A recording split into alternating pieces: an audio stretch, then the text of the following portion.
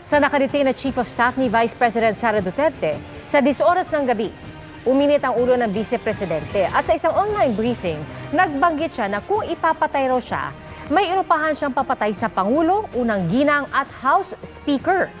Sineseryoso raw ng palasyo ang banta. Samantala, sumama ang pakiramdam ng Chief of Staff at matapos ilang beses nagpalipat-lipat ng ospital, dinala na siya sa Veterans Memorial Medical Center. At nakatutok doon live si Marisol Abdurrahman. Sol? Pia Ivan, matapos nga ang tila masalimuot na pangyayari na ilipat na rin dito sa Veterans Memorial Medical Center si Attorney Zulaika Lopez. Kasama pa rin ni Lopez si Vice President Sara Duterte, gayon din si Senador Bato de la Rosa. We are going to call them. But we are ordered to I want my implement this lawyers to be immediately. present. Kagabi, pinuntahan ng mga tauhan ng Legislative Security Bureau ng Kamara ang kwarto sa House Custodial Center ng nakadetining Chief of Staff ng Office of the Vice President na si Attorney Zulaika Lopez. Bit-bit ang kautosang ilipat siya sa Women's Correctional Facility sa Mandaluyong. Who are you transferring me now? Yes po. No, I really want my lawyers to be present. Attorney, ang order ng committee ng House is Yes. to transfer you immediately. I understand that, Yes. but I really like my lawyers to be present. Can we arrange that while on transit? No, I really like my lawyers to be present.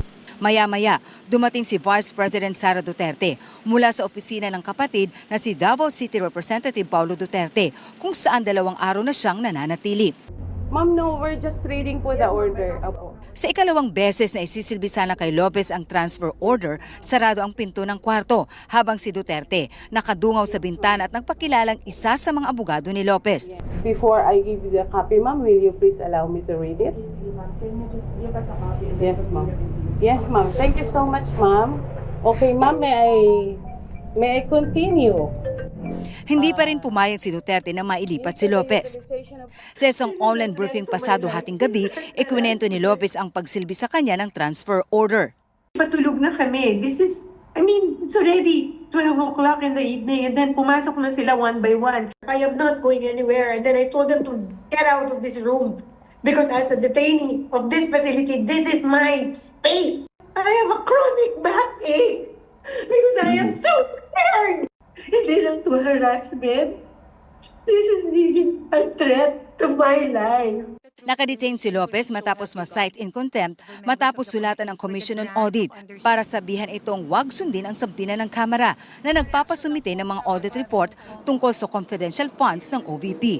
Sa gitna ng briefing, sumama raw ang pakiramdam ni Lopez at si VP Sara na ang humarap at naglitan niya sa anyay pang